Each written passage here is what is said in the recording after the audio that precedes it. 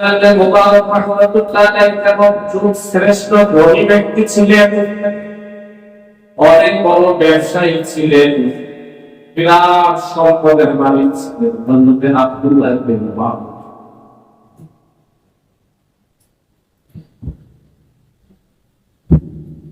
আব্দুল্লাহ ইবনে মুবারক মুবারকের ছেলে আব্দুল্লাহ, অর্থাৎ উনি যে আব্দুল্লাহ নাম পিতা মুবারক।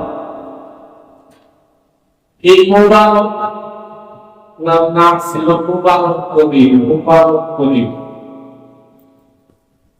এত দরিদ্র ছিলেন যে নিজে কোন সম্পদের মালিক হওয়ার দূরের কথা, নিজেই তিনি আরেকজনের গোলাম ছিলেন।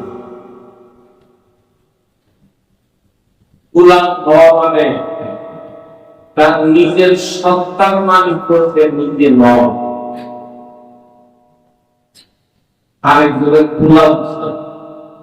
এত চরিত্র গোলামি করতে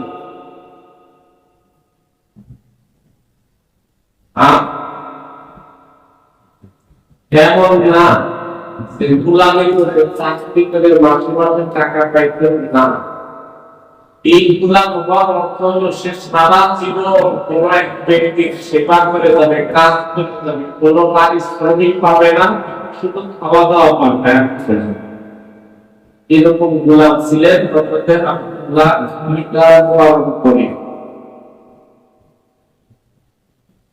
কাজ ছেলে। এত বড় ধনী হইল কি করে?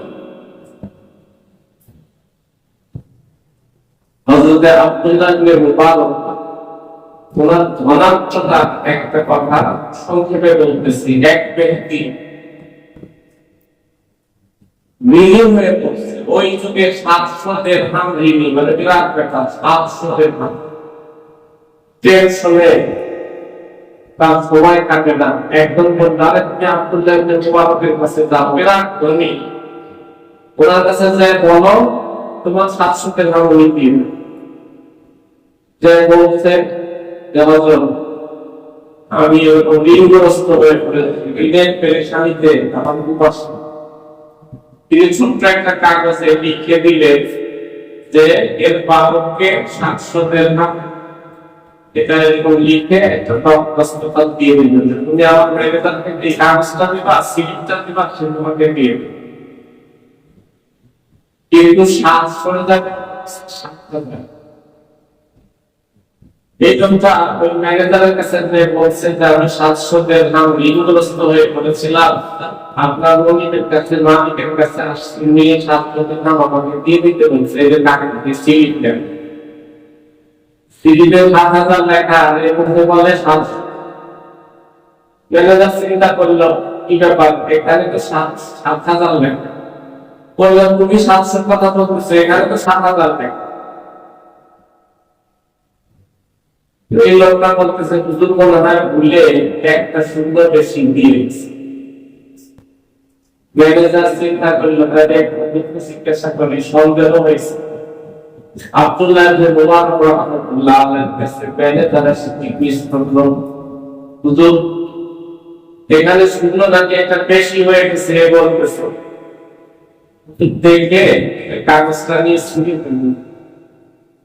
এরা মনে করছে সত্যি মনে হয় শূন্য একটা বেশি হয়ে গেছে।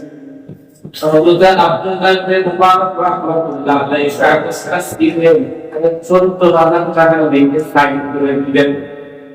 14,000 দিরহাম, বাংলাদেশি টাকা। ম্যানেজার বলেন হুজুর আমি আসলে ব্যাপারটা জানার জন্য আমি আপনার কোন ফয়সালার বিপরীত কোন ইসলাম পরিণাম প্রশ্ন করছি না, বিষয়টা জানার জন্য এই লোকটা আপনার কাছে প্রথমে 700 চেয়েছে, আপনি 7,000 দিয়েছেন, এখন 7,000 এর পরিবর্তে 14,000 দিলেন। এই কাজের রহস্যটা কি? হযরত আব্দুল্লাহ ইবনে মুবারক রাহমাতুল্লাহ আলাইহি বলেন, শুনো, কোন কিছু অভাব হয়ে আমার কাছে চাইতে আসলো না, হাতের মধ্যে আসছে অভাব। কোনো ব্যক্তি যদি কোনো দাতার কাছে যায় আর সে যদি দান দ্বারা তাকে উৎফুল্ল করে দিতে পারে, খুশি করে দিতে পারে, তাহলে আল্লাহ তাআলা ওই ব্যক্তির উপরে খুশি হয়ে যান। আমি চাইতাম যে 700 বেতনে প্রত্যাশায় আমার কাছে আসছে, আমি যদি 7,000 বেতন দিয়ে দিই, সে আনন্দে উৎফুল্ল হয়ে যাবে, আমার উপরে আনন্দিত হবে, আনন্দিত হবে। এই জন্য আমি চাইছি। যখন 7,000-এর কথা এই লোকটা শুনছে, তখন 7,000 পাওয়ার একটা প্রত্যাশা তার অন্তরে সৃষ্টি হয়েছে, জাগ্রত হয়েছে।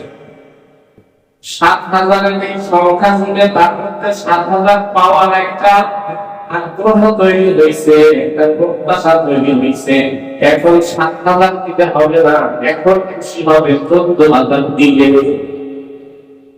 14,000 বেতন দিয়ে। হযরত আব্দুল্লাহ ইবনে মুবারক রাহমাতুল্লাহ আলাইহি প্রতি বছর 1,000 মানুষের যাবতীয় খরচ দিয়ে হজে নিয়ে প্রতি 1,000 মানুষ। হুজুর ওনার ছিল উনি দেশে, কথাটা আসলে উনি দিত, এই জন্য ওনার ছিল। আমরা ওটা বুঝলাম,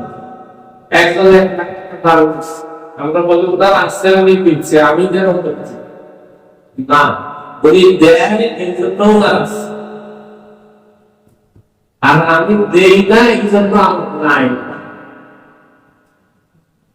কারণ সব জায়গায় আল্লাহের প্রতিশ্রুতি হলো এইটা, তুমি আগে দাও, আমি পরে তোমাকে দেব। ছোট বাচ্চা এক প্যাকেট চকলেট কিনে নিয়েছেন, পকেটে রাখছেন, একটা চকলেট ওর হাতে দিয়ে বললেন কি, আমাদের দাও, আমাদের দেন।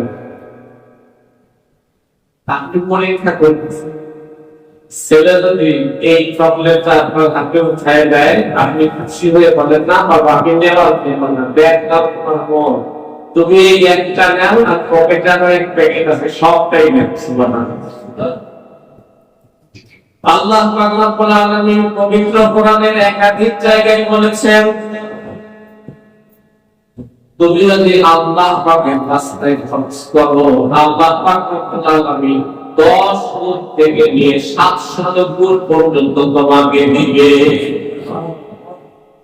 বিষয়টা এমন নয় ওর আছে ও দিচ্ছে, আমার না একটু কি দেব, আমার আমি নিজেই চলতে পারি না। বেশিরভাগ আমার এই ধরনের মনোভাব, নিজেই চলতে পারি, আমি দেই না এই জন্য আমার নাই, আমি নিজেই চলতে পারি।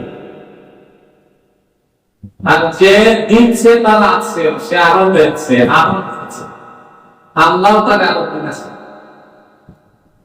হযরত আব্দুল্লাহ ইবনে মুবারক রাহমাতুল্লাহ আলাইহি শ্রেষ্ঠ আলেম ছিলেন, মুহাদ্দিস ছিলেন, শ্রেষ্ঠ ধনী ছিলেন। পিতা এত গরিব হওয়ার পরে আব্দুল্লাহ ইবনে মুবারক রাহমাতুল্লাহ আলাইহি এত ধনী হলেন কিভাবে?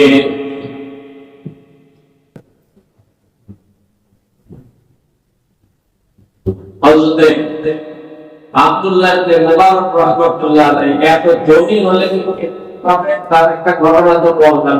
700 টাকা চাইতে আসছে, 7,000 আছে। 7,000-এর কথা বলছে, যে কইছে তখন 14,000 দিয়ে দিয়েছে। প্রতি বছর 1,000 লোককে সাথে নিয়ে যেতেন হজের জন্য, যাবতীয় খরচ নিজে বহন করতেন। শুধু যাবতীয় খরচ নয়, এই 1,000 লোককে করতেন মক্কায়, মদিনায়, বাজারে তোমাদের যা কিছু প্রয়োজন তোমরা সেখান থেকে খরিদ করবা, ক্রয় করবা, নিয়ে নিবা, আর এর জন্য বিল খালি লেখায় দিয়ে আসবা, লেখায় দিয়ে আসবা। আমি এগুলো সব পরিশোধ করে ঠিক তাই। এই 1,000 লোক যত কিছু তাদের প্রয়োজন হইতো সব বাজার থেকে নিয়ে লেখে দিয়ে আসতো। হযরত আব্দুল্লাহ ইবনে মুবারক রাহমাতুল্লাহ আলাইহি দোকানে দোকানে জিজ্ঞাসা করছেন, আমার কোন লোক আপনাদের কাছ থেকে কোন কিনছে? হ্যাঁ কিনছে, এত টাকা। এইভাবে পরিশোধ। অনেক পরিবারে এরকম নিয়ম আছে, এক দুইটা দোকানে বলে রাখে আমার টাকা যদি কিছু চায় দিয়ে দেবেন, লিখে রাখবেন, আমি মাস শেষে দিয়ে দেবেন। কি বলেন, থাকে না? হযরত আব্দুল্লাহ ইবনে মুবারক রাহমাতুল্লাহ আলাইহি বলেন, তেল দোকানদারদেরকে আমার ব্যাপারে সে যা কিছু চাইবে দিয়ে দিবা, লিখে রাখবা, আমি হজের শেষে তোমাদের সবার কাছে এসে সেগুলো করছি। দ্বিতীয় শতাব্দীর মাঝামাঝি সময়ের কথা। হযরত আব্দুল্লাহ ইবনে মুবারক রাহমাতুল্লাহ আলাইহি প্রতিবেদন দেয়, এই বছর 1000 লোককে সাথে নিয়ে হজে রওনা হয়েছেন। হযরত আব্দুল্লাহ ইবনে মুবারক রাহমাতুল্লাহ আলাইহি বলেন, বর্তমান ইরাকের বাগদাদ, এখান থেকে 1000 লোক নিয়ে রওনা হয়েছেন। হযরত আব্দুল্লাহ ইবনে মুবারক রাহমাতুল্লাহ আলাইহি যে এলাকায় বাস করতেন, ওই এলাকায় রুকে ডাকতে রাখছেন, ঘোষণা করে রাখছেন, আমার এলাকায় যদি কোনো ব্যক্তি কোনো কিছু প্রয়োজন হয় আমার কাছ থেকে নিয়ে নেবেন। ওনার এলাকার মধ্যে আপাতত কোনো অভাবী ব্যক্তি নাই, ঋণগ্রস্ত ব্যক্তি নাই, যা কিছু প্রয়োজন ওখান থেকে। এখনকার ধনী শিল্পপতি যারা, এরা তো মনে করেন আমেরিকা, সিঙ্গাপুর, এ জায়গা সে জায়গা, বাড়ি, ব্যাংক ব্যালেন্স সব করে আসতে চলে। হযরত আব্দুল্লাহ ইবনে মুবারক